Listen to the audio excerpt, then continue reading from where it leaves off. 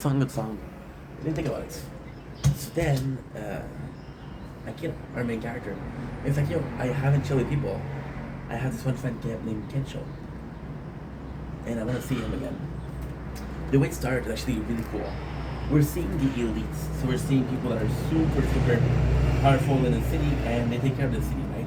And then what they're doing is we're seeing the rebellion, right? We're seeing the rebellion and how people are like, yo, guess what? We want to fight. There is a very wrong thing with that.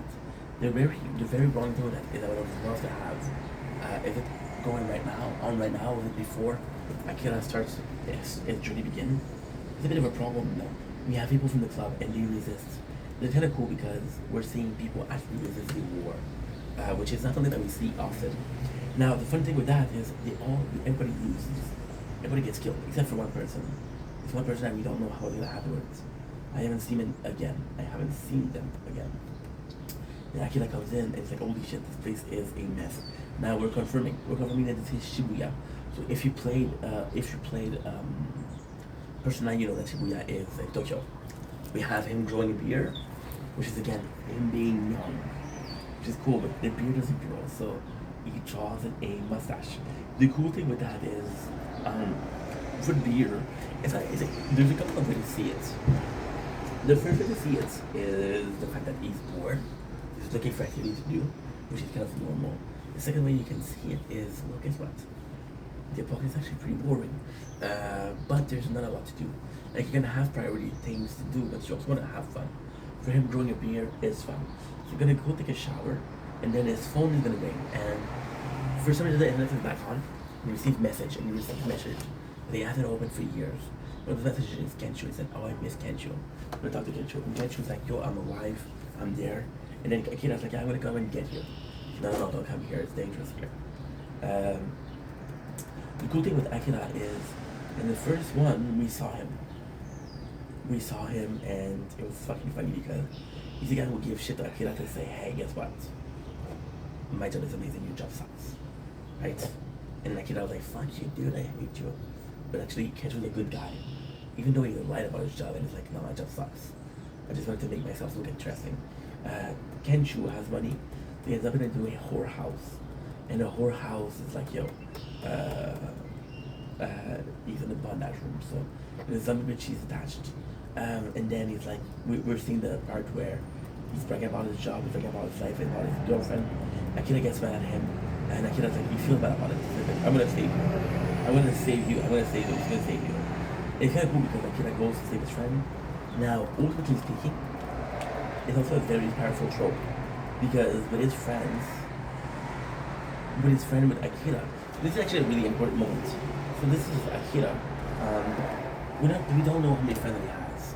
His best friend is Kensho. He saves Kensho, which is good. We don't need to know that he has a amount of friends. We don't need to know that these guys are important for him. Yeah, his parents that are alive, and he has Kensho. Also, Akira's first kind of leadership role is he used to play rugby together, him and Kensho, and he used to have Kensho, and that kind of pushed Kensho to want to become a comedian, right? So that's Akira influence on the world. They see a lot of heroes from mangas. And actually what they do is how they influence others. This is super important. Fun fact, I just finished watching My Hero Academia, and the biggest flex of Midoriya Izuku, is that he influenced people that are stronger than him into fighting, right? So then you're seeing the whole thing and get to the bad position. I don't know what to do. So Akira, what he does is actually kind of super cool. He goes in with a car. So the car, and this is kind of fun because I love Sum 100. I love 100. What a great show. You see, the girl that we saw in the last episode, right? We know that she watched a lot of some movie. Nicole Horn was possibly her, right? So he just copies her, and he moves the car with horn, and everybody leaves. Now, doing this, he saved another person. The person is at least from the beginning. We don't know how it's gonna play out, but still. I think they really did preparing something. They're preparing something like, for example, this guy is very influential.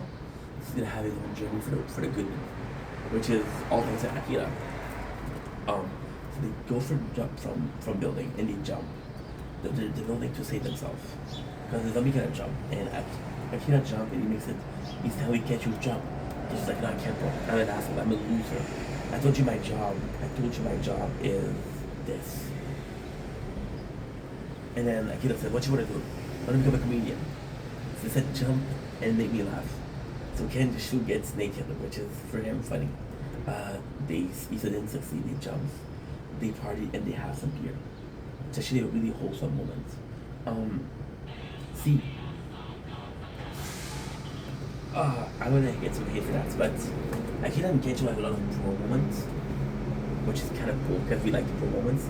But the addition of the two girls, Shizuku and I don't remember her last name, they are a great ally. So now we have Akira, right? We're getting the list, which is super cool. They're chilling on a roof. The roofs are the best. They're the easiest to protect. They're the best. But they're also the hardest to leave. So then they kind of go on a motorcycle. They leave, which is kind of boring, but they just leave. Now, was it boring? Because the whole narratively speaking is going very fast. It's a bit of a slower.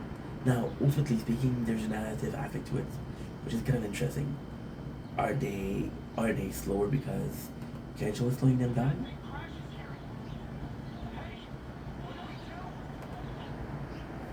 Is it because Kensho is slowing down, or is it because they need to chill? Right?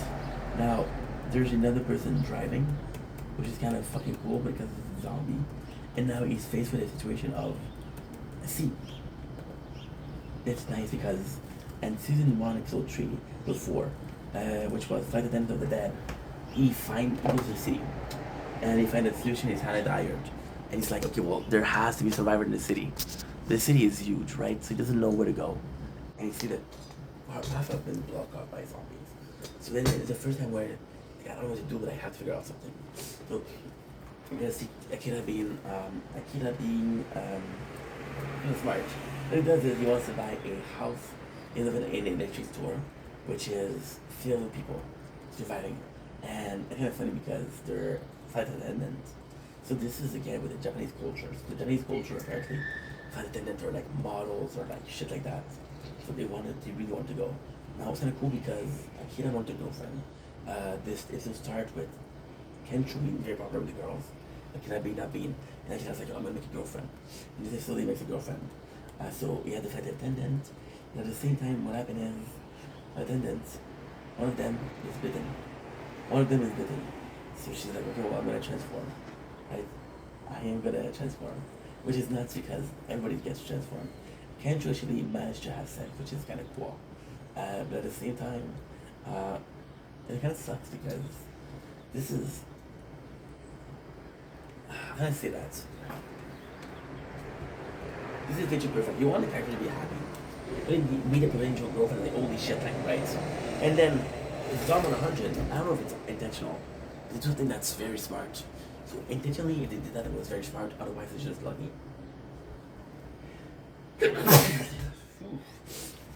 Because you're so used to them doing something that is very unoriginal and very zombie-ish. You know what they're gonna do. Are they gonna do that? We found a girl that we like, or they're gonna find the fact that, well, one of them was bitten, and she knew she was bitten, and she hid with the others, because she was selfish.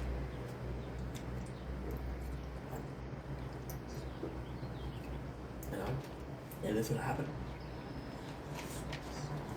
Give me a sec.